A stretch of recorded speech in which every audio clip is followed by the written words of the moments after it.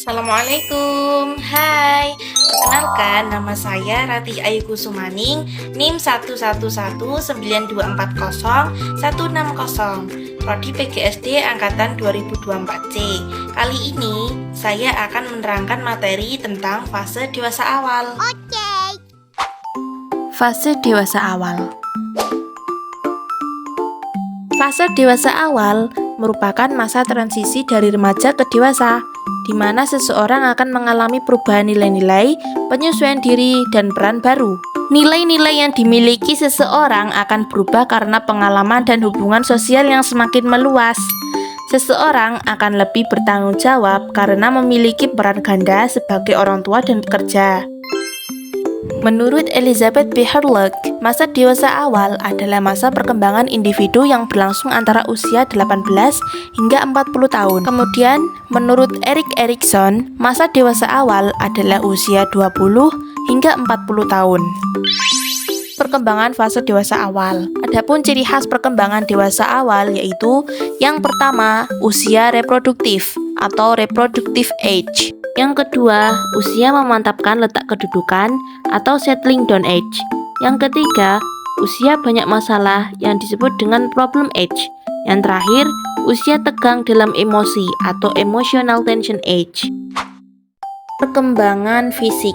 Menurut Santrok 2002, puncak kemampuan fisik individu dicapai antara usia 18 hingga 30 tahun yang diikuti dengan kesehatan yang baik. Beberapa hal yang harus diperhatikan pada usia ini adalah nutrisi dan pola makan, olahraga, serta ketergantungan terhadap suatu obat. Hal ini menjadi titik perhatian sendiri karena sangat mempengaruhi keadaan kesehatan pada usia selanjutnya. Karena secara umum, perlambatan dan penurunan fisik mulai terjadi sejak usia akhir dewasa awal. Perkembangan kognitif. Shea mengatakan bahwa ada beberapa tahap perkembangan kognitif pada masa dewasa, yaitu A. Tahap mencari prestasi atau achieving stage, B. Tahap tanggung jawab atau responsibility stage, C. Tahap eksekutif atau executive stage, dan yang terakhir D. Tahap reintegratif, the reintegrative stage. Perkembangan yang terakhir adalah perkembangan emosi dan sosial. Perkembangan emosi. Pada masa dewasa ini, perkembangan emosi sangat berkaitan dengan adanya perubahan minat, kondisi yang mempengaruhi perubahan minat seperti kondisi kesehatan, perubahan status sosial ekonomi, perubahan dalam pola kehidupan, perubahan dalam nilai, perubahan peran seks, perubahan status dari belum menikah ke status menikah, dan kemudian menjadi orang tua, kemudian yang terakhir perubahan tekanan budaya dan lingkungan.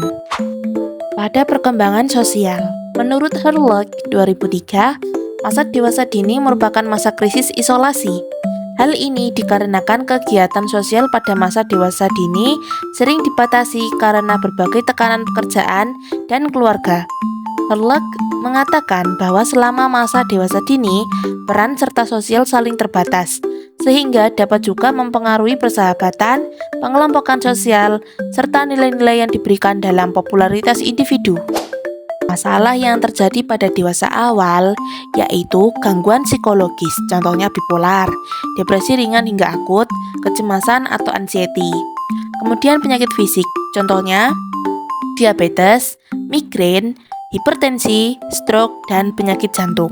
Kemudian masalah sosial. Ada tantangan perkembangan seperti kestabilan emosi, kondisi finansial, kematangan berpikir, pengelolaan diri, dan kemandirian. Apa saja sih faktor yang menghambat perkembangan pada fase dewasa awal? Berikut adalah faktor yang menghambat perkembangan pada fase dewasa awal. Contohnya, hambatan fisik, perlindungan yang berlebihan, pengaruh kelompok atau teman sebaya, kurangnya motivasi hidup, mudah putus asa, tidak percaya diri, dan perasaan tidak mampu. Kemudian yang terakhir adalah tugas-tugas dewasa awal. Tugas dewasa awal yaitu memilih pasangan hidup, belajar hidup bersama suami istri, mulai hidup dalam satu keluarga, belajar mengasuh anak, mengelola rumah tangga, mulai bekerja, membangun karir, bertanggung jawab sebagai warga negara, bergabung dengan suatu aktivitas atau perkumpulan sosial. Kesimpulannya, Fase dewasa awal adalah masa transisi yang penuh dengan tantangan dan masalah, namun juga merupakan masa puncak perkembangan individu.